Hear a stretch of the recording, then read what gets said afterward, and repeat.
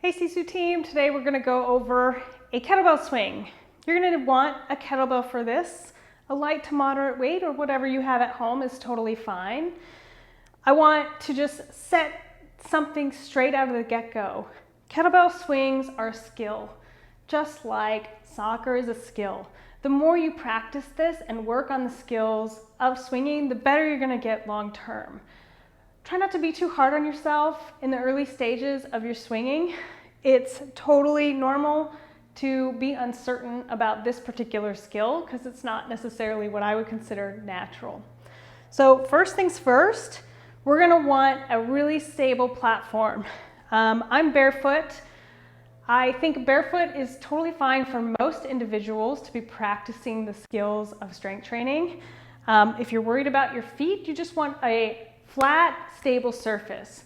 So cushy run shoes typically aren't going to be the best to lift in because you can't get quite as much power on a soft and squishy surface. We want you on the floor.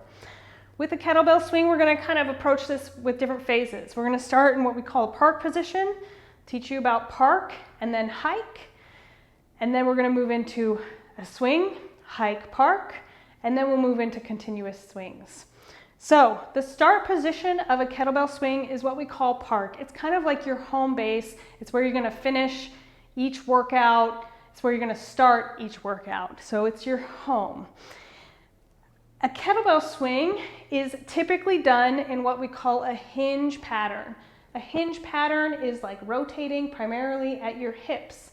So instead of doing squats, we're now pushing our hips backward and trying to forcefully push them forward to get the bell to float and swing up in front of us.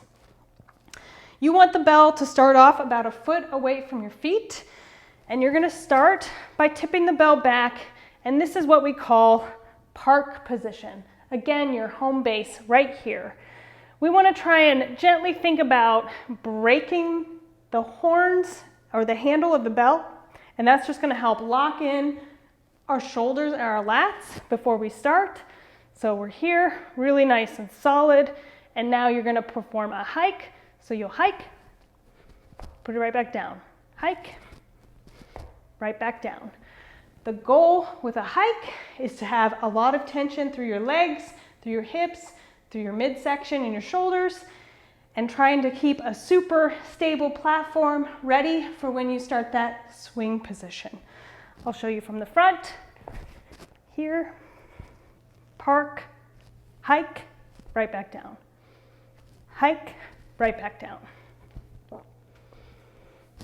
Practice the hike a few times. It'll help you warm up and prepare for the swing.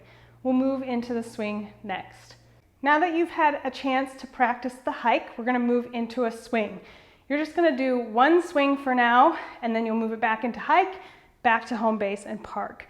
Again, this is a skill. These are good warm-up exercises, good skills to practice for your main workout.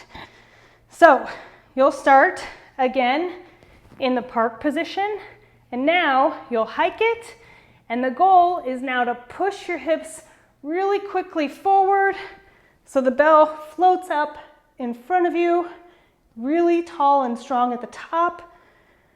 Push your hips backwards and then bring it back down to the start, the park position. So let me show you how it's done.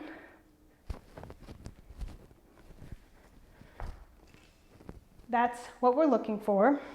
If we were to watch from the front, we want to try and keep the kettlebell within the golden triangle. That sounds bad, but I just said that. So basically from your pelvis to your knees, here we have a triangle. We want to try and keep the kettlebell within that triangle.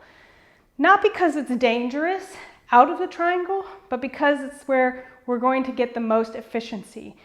Lifting weights, a lot of it is about keeping the weight close to your body. Mechanically speaking, that's the most efficient. It's going to give you the most power. Not dangerous to do it other ways.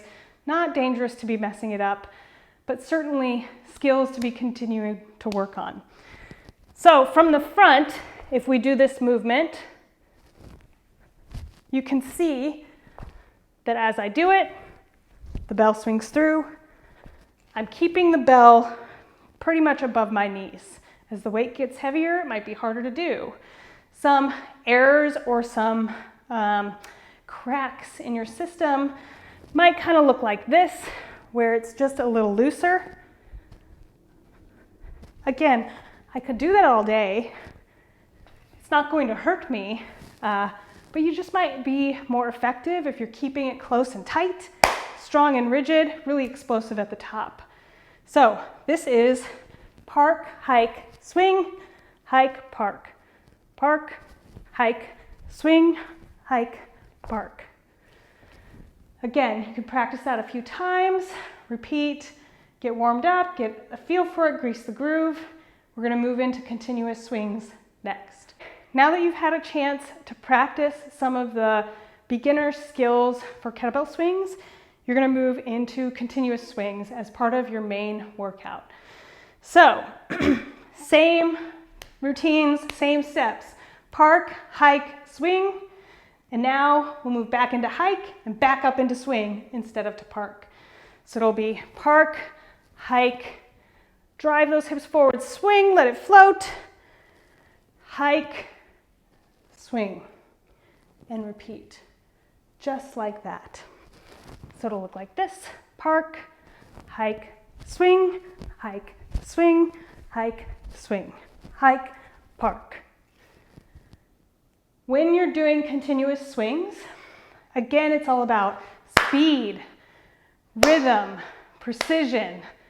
As you get to the top, you want to think about getting tall, squeezing your glutes, tightening your thighs, and just being as sturdy as possible in this position. Repeat, sturdy, repeat, sturdy. These are a great way to get your heart rate up, get your glutes and hamstrings firing, quads. They're great all-around exercise that can give you a lot of bang for your buck. Remember though, they're a skill. It's okay to be practicing this skill, not getting it perfect. Totally fine by my standards. I hope you have a great rest of your day. Let me know if you have questions. Click that like button, subscribe if you want, and reach out if you need anything.